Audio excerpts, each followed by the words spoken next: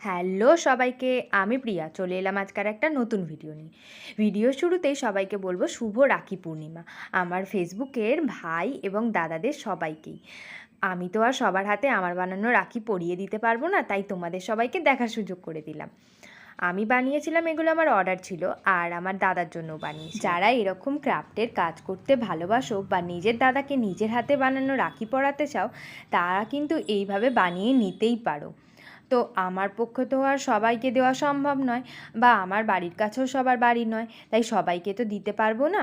যারা যারা অর্ডার করবে পরের বারে আবার বানিয়ে, কিন্তু যাদের বাড়ি আমার বাড়ির কাছে নয় তারা কিন্তু এইভাবে বানিয়ে নিতেই পারো। খুবই ইজি প্রসেস। তো দেখে নাও তোমরা আমি কিভাবে বানাচ্ছি।